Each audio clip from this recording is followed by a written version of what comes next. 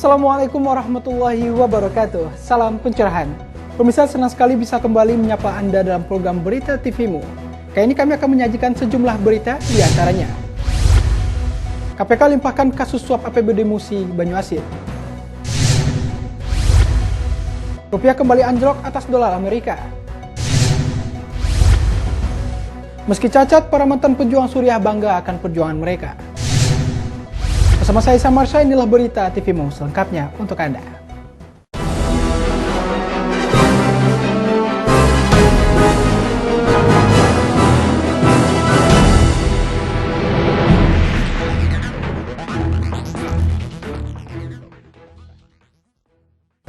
Pemirsa, Komisi Pemberantasan Korupsi atau KPK melimpahkan berkas 6 tersangka kasus dugaan suap persetujuan laporan keterangan pertanggungjawaban atau LKPJ tahun 2014 dan pengesahan anggaran pendapatan dan belanja daerah APBD tahun 2015 Kabupaten Musi Banyuasin ke meja hijau. 6 tersangka ini bakal berhadapan dengan majelis hakim setelah KPK merampungkan berkas penyidikannya. 6 tersangka ini yaitu Bupati Muba nonaktif Fahri Azhari dan istrinya Lusianti, serta 4 anggota DPRD Muba yaitu Riamon Iskandar, Aidil Fitri, Darwin Aha, dan Islam Hanura. 6 tersangka ini keluar dari ruang pemeriksaan KPK secara berurutan sekitar pukul 10.30 Kamis 11 Februari 2016. Saat menuju mobil tahanan, 6 tersangka enggan memberikan keterangan meskipun awak media terus menanyakan keterlibatan tindak pidana korupsi. Bahkan di antara 6 tersangka tersebut, ada yang menutupi wajahnya dari sorotan kamera dengan rompi tahanan KPK warna oranye. Dan dikabarkan, 6 tersangka ini langsung diberangkatkan ke Palembang dengan menggunakan pesawat terbang dari Bandara Soekarno-Hatta. Sementara itu, Kepala Biro Humas KPK Yuyu Andriati saat menggelar konferensi pers di gedung KPK membenarkan jika ke-6 tersangka tersebut akan dititipkan di salah satu rutan di Palembang agar proses sidangnya bisa berjalan lancar. Hari ini penyidik kasus suap DPRD Kabupaten Muba melimpahkan berkas dan berkas dari 6 tersangka ke penuntutan tahap 2 ya. Semuanya 6 TSK ini hari ini dipindahkan penahanannya ke rutan di Palembang sehubungan dengan rencana sidang yang akan digelar di sana. Sebelumnya, 6 tersangka ini merupakan pengembangan dari operasi tangkap tangan yang digelar KPK pada bulan Juni 2015 lalu. Dalam operasi itu, KPK berhasil membekuk 4 orang yang terdiri dari 2 anggota DPRD Muba dari fraksi PDI Perjuangan, Bambang Karyato, dan anggota DPRD Muba dari fraksi Gerindra Adam Munandar, serta 2 pejabat yaitu Kepala Dinas Pendapatan Pengelolaan Keuangan dan Aset Daerah atau DPPKAD Muba Samsudin Fei dan Kepala Badan Perencanaan Pembangunan Daerah atau Bapeda Muba Faisar. Deddy Musoni memberitakan dari Jakarta. Gelombang aksi penolakan atas revisi Undang-Undang Komisi Pemberantasan Korupsi atau KPK terus mengalir. Kelompok massa yang tergabung dalam Gerakan Anti Korupsi atau GAK mendatangi gedung KPK. Aksi tersebut untuk menolak revisi Undang-Undang KPK karena revisi tersebut justru dinilai akan melemahkan KPK di masa mendatang. Kelompok massa yang tergabung dalam Gerakan Anti Korupsi atau GAK menggelar aksi damai di depan gedung Komisi Pemberantasan Korupsi atau KPK. Mereka menolak revisi Undang-Undang KPK karena justru akan melemahkan kinerja KPK. Aksi ini menyeragamkan diri menggunakan sarung tangan merah berlogo GAK atau Gerakan Anti Korupsi. Selain itu, massa juga membentangkan poster dan gambar yang berarti menolak revisi Undang-Undang KPK. Koordinator aksi Rudi Johannes mengaku sudah bertemu dengan pimpinan KPK dan sepakat untuk menolak revisi Undang-Undang KPK. Selain itu, dirinya tetap berjuang agar KPK yang dicintainya tetap punya eksistensi di negara Indonesia. Menurut Rudi, praktik korupsi di setiap lembaga pemerintahan masih banyak terjadi. Untuk itu, revisi Undang-Undang KPK ditolaknya lantaran akan menghambat kinerja KPK, seperti halnya penyadapan yang harus izin terlebih dahulu kepada para penasehat. Kemudian penyadapan, bagaimana mau nyadap kalau dia nanti maju ke pengadilan? Hakim-hakimnya juga ada. Yang sekarang kita tahu kan, banyak hakim-hakim juga itu yang kena oleh KPK. KPK itu kan melalui proses, ya, melalui proses sampai mereka akhirnya terpilih jadi komisioner. Dewan pengawas itu siapa? Sebenarnya masyarakat yang perlu. Lebih lanjut, Rudi menegaskan bahwa berdasarkan hasil survei, KPK juga merupakan satu-satunya lembaga yang mempunyai dampak paling tinggi di Indonesia atau lembaga hukum yang paling dipercaya oleh masyarakat melebihi kepolisian dan kejaksaan. Deddy Musoni memberitakan dari Jakarta. Kementerian Dalam Negeri akan mewajibkan anak usia 0 hingga 5 tahun ke atas memiliki Kartu Identitas Anak atau KIA yang mulai direalisasikan pada tahun ini. KIA tersebut nantinya akan menjadi identitas resmi sebagai bukti diri anak yang berusia kurang dari 17 tahun dan belum menikah. Penerbitan Peraturan Menteri Dalam Negeri Nomor 2 Tahun 2016 mewajibkan agar seluruh anak di Indonesia memiliki kartu tanda penduduk dalam bentuk Kartu Identitas Anak atau KIA. Sesuai Permendagri tersebut, KIA akan menjadi identitas resmi anak sebagai bukti diri anak yang berusia kurang dari 17 tahun dan belum menikah. Nantinya, Kartu Identitas Anak juga akan diterbitkan oleh Dinas Kependudukan dan Catatan Sipil di kabupaten dan kota. Dalam Permendagri Nomor 2 Tahun 2016 tentang Kartu Identitas Anak, ada dua jenis bentuk KIA, yakni Kartu Identitas Anak atau KIA untuk anak yang berusia 0 sampai dengan 5 tahun, dan Kartu Identitas Anak atau KIA untuk anak yang berusia 5 sampai dengan 17 tahun.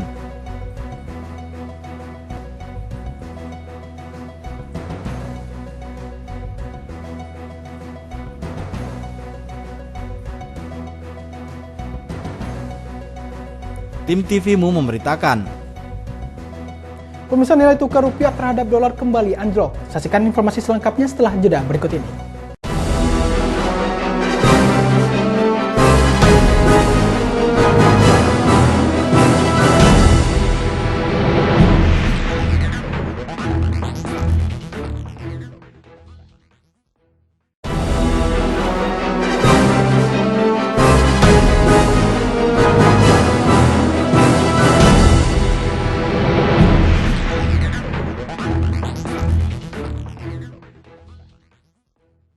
Pemirsa, Anda masih bersama kami dalam Berita TV-mu.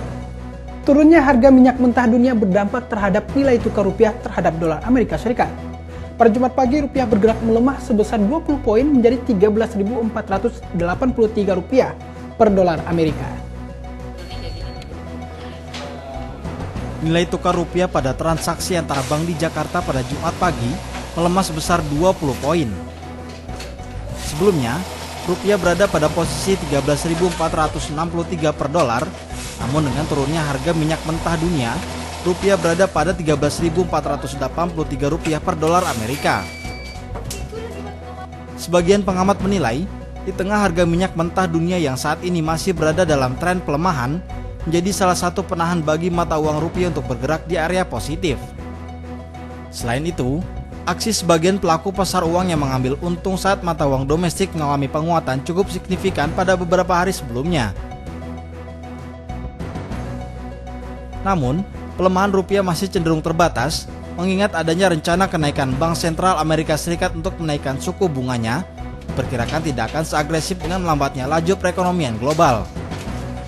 Spekulasi itu mendorong masuknya aliran dana asing melalui surat utang dan ekuitas sehingga mampu menjaga rupiah untuk tidak tertekan terhadap dolar Amerika Serikat. Tim TV-mu memberitakan. Pemirsa, di tengah hengkangnya beberapa perusahaan elektronik dari Indonesia, pemerintah melalui Kementerian Perindustrian menilai tren pertumbuhan industri elektronika di dalam negeri masih cukup positif.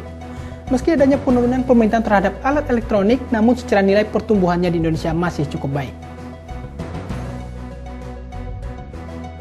Hal tersebut disampaikan oleh Kementerian Perindustrian terkait tutupnya dua pabrik asal Jepang, yakni Panasonic dan Toshiba yang dianggap menutup operasional pabriknya di Indonesia. Meski penutupan itu dibantah oleh kedua perusahaan tersebut, yang ada hanyalah penggabungan unit usaha. Dalam datanya, Kemenperin menilai industri elektronika dan telematika mengalami pertumbuhan sebesar 2,5% sejak tahun 2012 hingga 2015. Sedangkan nilai investasi terhadap dua industri tersebut mencapai 6,6 miliar dolar pada tahun 2015 di mana angka tersebut naik dibandingkan pada tahun 2014 yang mencapai 5,9 dolar Amerika. Kemenperin menilai peningkatan industri elektronik dan telematika menjadi salah satu penyumbang kontribusi terbesar, sedangkan di sektor tenaga kerja bertambah sebanyak 499 orang pada tahun 2015 atau naik dibandingkan pada tahun sebelumnya yang berjumlah 488 orang.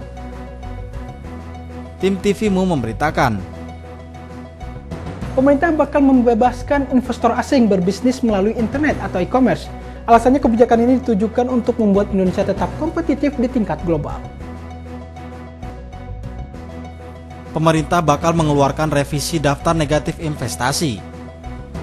Satu di antaranya adalah perkara kepemilikan asing di e-commerce, sehingga asing bisa leluasa melakukan transaksi perdagangan melalui internet atau e-commerce. Perihal izin kiprah asing bermain di transaksi ini disampaikan Menteri Komunikasi dan Informatika Rudiantara kepada pers. Menurut Rudiantara, ada 3 tingkatan e-commerce yang bisa dimainkan investor asing, yaitu perusahaan e-commerce dengan nilai valuasi di bawah 10 miliar rupiah terlarang bagi investasi asing. Sedangkan untuk valuasi di kisaran 10-100 miliar rupiah boleh diinvestasi asing dengan persentase maksimal 49%. Terakhir, valuasi yang bernilai di atas 100 miliar rupiah, pemerintah memberi sinyal lampu hijau 100% untuk pebisnis asing. Meski begitu, Rudiantara mewanti-wanti suatu saat pemain asing di e-commerce harus keluar. Sehingga kata Rudiantara, perlu difikirkan strategi exitnya. Saat ini, strategi yang paling mungkin adalah lewat pasar modal, Initial Public Offering atau IPO. Semangat aturan ini, Rudiantara menambahkan, adalah untuk melindungi pemain lokal di satu sisi, tapi di sisi lain juga membuat Indonesia tetap kompetitif di tingkat global. Tim TVMU memberitakan dari Jakarta. Sumatera sebagai salah satu pusat perekonomian Indonesia di wilayah barat, pembangunan moda transportasi kereta api Trans Sumatera diharapkan mampu mendorong pertumbuhan ekonomi di wilayah tersebut, yang tentunya akan lebih cepat. Pembangunan jalur kereta api mulai dari Banda Aceh hingga Lampung kini dipacu lebih cepat. Apabila jalur kereta api sepanjang 1.400 km ini terintegrasi, maka Pulau Sumatera akan memulai babak baru kehidupan ekonomi yang lebih dinamis. Saat ini, di beberapa lokasi pembangunan sedang berjalan.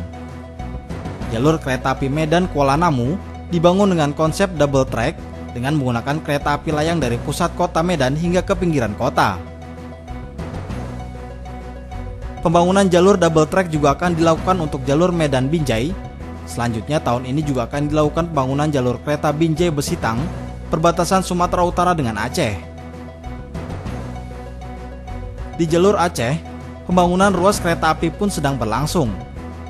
Pembangunan yang sama juga berlangsung untuk di jalur provinsi lainnya di Sumatera. Di Medan saat ini sedang berlangsung pembebasan lahan di sepanjang kiri dan kanan jalur kereta api yang existing. Pembebasan dilakukan karena tanah milik pemerintah itu digunakan sebagai warga sebagai pemukiman. Untuk membebaskan lahan dalam jumlah yang panjang tentu saja tidak mudah. Menteri Perhubungan Ignatius Jonan meminta kepada pemerintah daerah untuk membentuk proses pembebasan lahan milik pemerintah itu. Saat ini jalur kereta api sudah tersambung antara kota Medan hingga Rantau Parapat, kota terdekat yang berbatasan dengan Provinsi Riau. 3 provinsi lainnya di Sumatera yang sudah memiliki akses moda kereta api adalah Provinsi Sumatera Barat, Provinsi Sumatera Selatan, dan Provinsi Lampung. Pemerintah akan menggelontorkan dana sebesar 30 triliun untuk pembangunan jalur kereta api Trans Sumatera itu.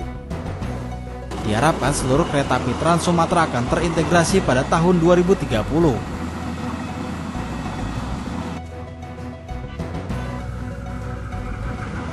Saiful Hadi dan Farhan Tanjung, TVMU memberitakan dari Medan, Sumatera Utara. Pemirsa, informasi lainnya akan kami hadirkan setelah jeda berikut ini. Tetap bersama kami dalam Berita TVMU.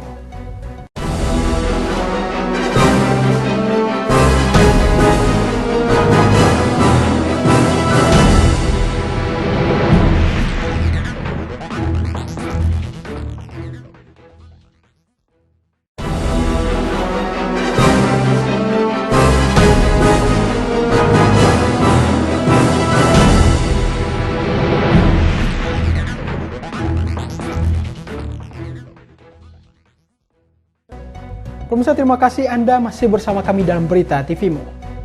Pembangunan berbagai infrastruktur yang terkoneksi ke berbagai kantong produksi moda transportasi seperti kereta api, bandara dan kapal laut dipastikan akan mempercepat pertumbuhan ekonomi sebuah daerah. Pembangunan Trans Sumatera dalam 2 moda transportasi darat, yakni jalan tol dan kereta api, dipastikan akan memberikan perubahan signifikan bagi peta ekonomi di Sumatera. Pulau Sumatera yang dikenal memiliki hasil perkebunan yang melimpah, sangat membutuhkan infrastruktur dan fasilitas angkutan barang yang memiliki daya angkut besar. Dibangunnya infrastruktur dalam bentuk jalan tol dan kereta api Trans Sumatera disambut baik oleh Dekan Fakultas Ekonomi UMSU Julas Pantupti. Wartawan TVmu Saiful Hadi melakukan wawancara khusus dengan Dekan Fakultas Ekonomi UMSU Julas Pantupti yang mengatakan dengan adanya kereta api Trans Sumatera dipastikan akan memberikan daya saing terhadap harga karena beban angkut akan semakin murah. Infrastruktur ini menjadi faktor penentu sebenarnya ketika moda transportasi barang dan jasa dari satu daerah ke daerah lain itu terhambat, maka ini juga akan menyebabkan kos yang tinggi. Nah, dengan hadirnya nanti Trans Sumatera yang menghubungkan antara Banda Aceh sampai ke Lampung secara terkoneksi, maka ini bisa akan meringankan kos untuk biaya transportasi, sehingga ini juga nanti akan bisa berkaitan dengan pada harga-harga barang. Zulaspan berharap jalur kereta api yang sedang dibangun dapat dikembangkan ke kantong-kantong produksi di berbagai provinsi. Saiful Hadi dan Farhan Tanjung, TVmu memberitakan dari Medan, Sumatera Utara.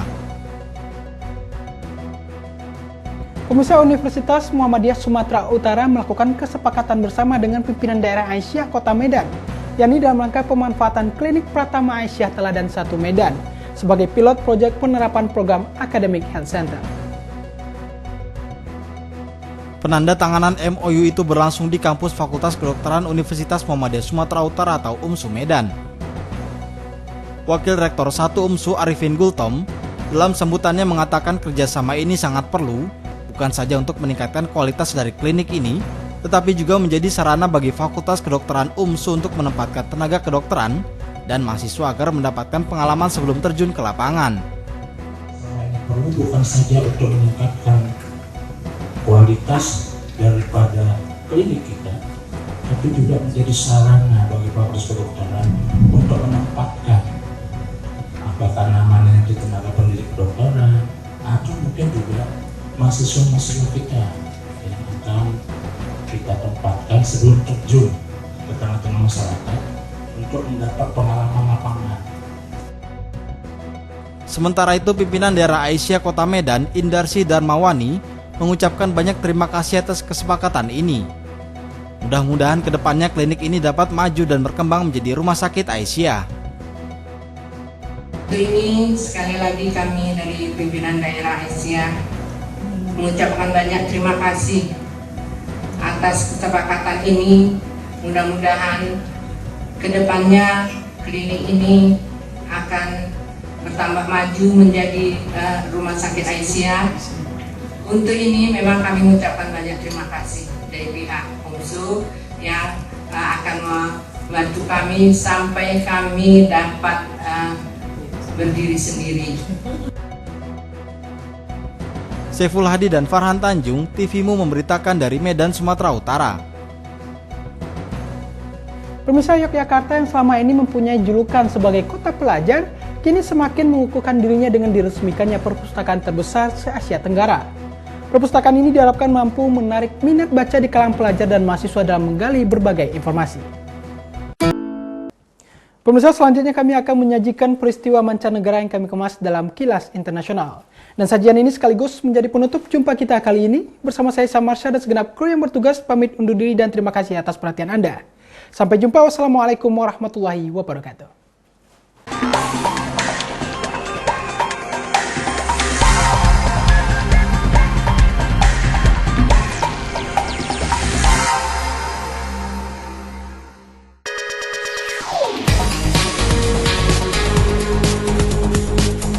Ketergantungan akan produk minuman dunia terhadap bahan plastik masih tetap memberi dampak buruk terhadap lingkungan.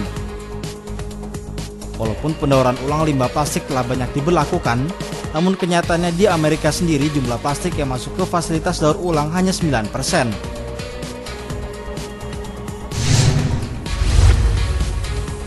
Para pejuang Suriah yang beristirahat di pusat-pusat perawatan pasca operasi di perbatasan Turki berangan-angan untuk dapat kembali berjuang.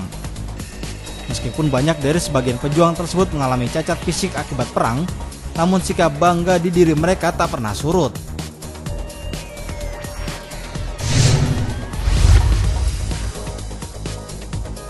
Kurang baiknya fasilitas penampungan pengungsi di negara manapun termasuk di Turki membuat sebagian pengungsi memilih untuk tinggal di kota-kota terdekat.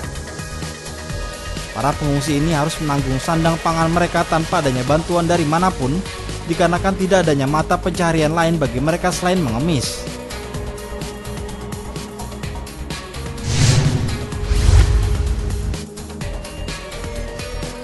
Dalam wilayah yang hancur dan dikekang oleh Israel, semakin banyak warga jalur Gaza menggalang dana secara online untuk memenuhi kebutuhan mendesak mereka. Dalam menggalang dana tersebut, mereka menggunakan website seperti Indiegogo dan Zomal untuk mengumpulkan biaya operasi besar dan pendidikan tinggi maupun untuk memulai usaha.